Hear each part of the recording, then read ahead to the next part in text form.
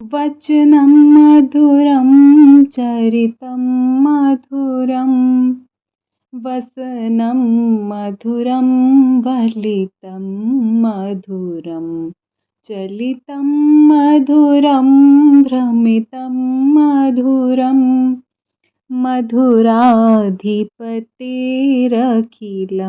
मधुरम्। नमस्कार मित्रों, कार्तिक मास के बहुत ढेर सारी शुभकामनाएं। आज की इस वीडियो में हम सुनेंगे कार्तिक मास के महात्म का अध्याय कथा 19वां, और ये बहुत ही महत्वपूर्ण प्रसंगों में से एक है। और यहाँ पर मैं आपको बता दूं कि माता वृंदा के परलोक गमन का यहाँ पर वृत्तांत कहा हुआ है। और यहाँ पर भगवान विष्णु माता वृंदा से छल करते हैं, और इसी प्रकार से यहाँ पर आप वर्णन सुनेंगे। और इससे पहले दोस्तों कि मैं कथा और महात्म को शुरू करूँ, आप चैनल को सब्सक्राइब कर लीजिएगा, हमारे परिवार का हिस्सा बनिएगा इसी प्रकार के प्रसंगों को सुनने के लिए। और अगर वीडियो पसंद आए तो लाइक शेयर ज़रूर कीजिएगा। तो आइए सुनते हैं कार्तिक मास के महात्म कथा 19वां। राजा पृथु ने नारद जी से कहा, अब आप यह कहिए कि भगवान विष्णु ने जाकर क्या किया। तब जलंधर की पत्नी का पातिव्रत किस प्रकार से नष्ट हुआ और किस प्रकार से आगे हुआ।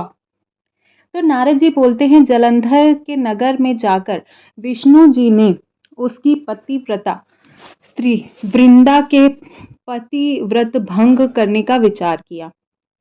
वे उसके नगर में उद्यान में जाकर ठहर गए और रात में उसको स्वप्न दिया। वह भगवान विष्णु की माया और विचित्र कार्य पद्धति थी, और उसी की माया से द्वारा वृंदा ने रात में यह स्वप्न देखा कि उसका पति नग्न होकर सिर में तेल लगाकर महिष पर चढ़ गया है। वह काले रंग का फूल का माला पहने हुए है तथा उसके चारों ओर हिंसक जीव है। वह सिर मुड़ाए हुए अंधकार में दक्षिण दिशा की ओर जा रहा है। उसने नगर को अपने साथ समुद्र में डुबा लिया है, इत्यादि बहुत से स्वप्न देखे। तत्काल ही वह स्वप्न का विचार करने लगी। इतने में ही उसने सूर्य देव को उदय होते हुए देखा। तो सूर्य ने उसे एक छिद्र से दिखाई दिए और सूर्य देवता कांति विहीन थे। इसे उसने अनिष्ट जाना और भयभीत होकर रोती हुई छज्जे पर चढ़ गई, अटारी पर चढ़ गई, तथा कभी भूमि पर कहीं पर भी उसको शांति न मिली। उसने अपनी दो सखियों के साथ उपवन में गई, वहां भी उसे शांति नहीं मिली। वो काफी बेचैन हो गई थी। फिर जंगल में निकल आई।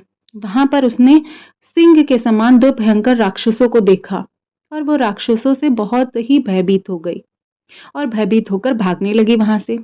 उसी क्षण उसके समक्ष अपने दो शिष्यों सहित शांत मौनी तपस्वी वहां पर आ गए।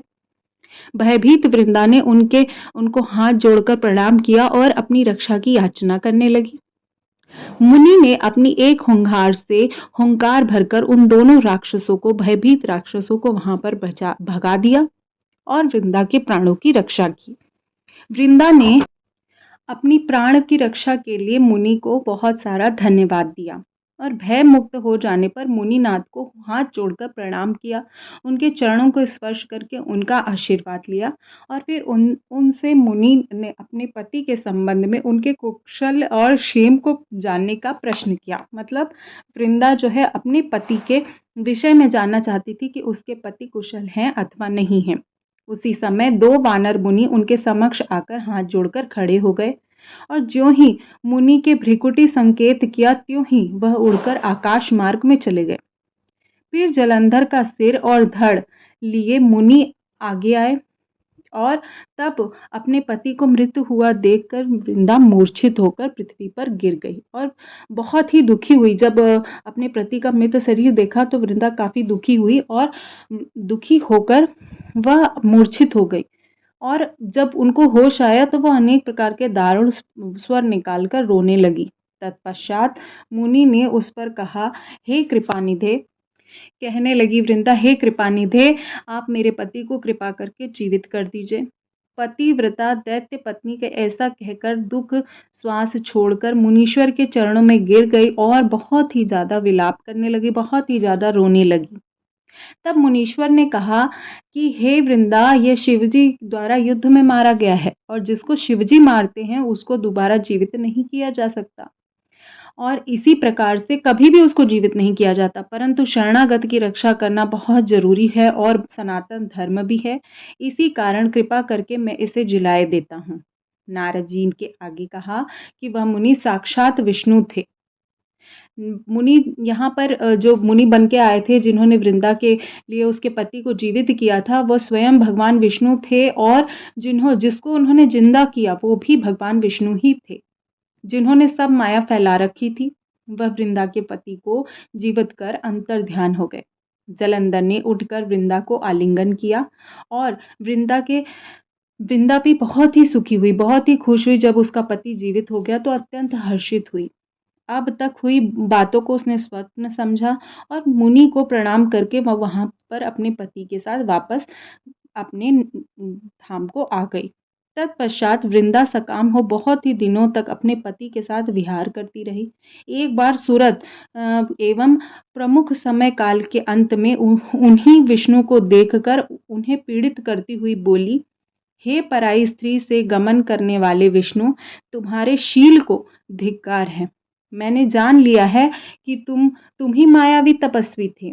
इस प्रकार कहकर कुपित पतिव्रता वृंदा अपने तेज को प्रकट करते हुए भगवान विष्णु को शाप दिया कि तुमने माया से 2 राक्षस मुझे दिखाए थे, वही दोनों राक्षस किसी समय तुम्हारी पत्नी का हरण कर लेंगे।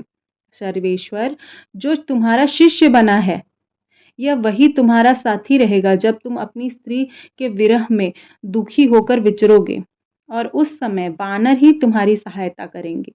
ऐसा कहती हुई पतिव्रता वृंदा अग्नि में प्रवेश कर गई। ब्रह्मा आदि देवता आकाश से उसका प्रवेश करते देख रहे थे। वृंदा के शरीर का तेज निकल कर माता पार्वती में जा समा गया और माता पार्वती के शरीर में अंतर्ध्यान हो गया।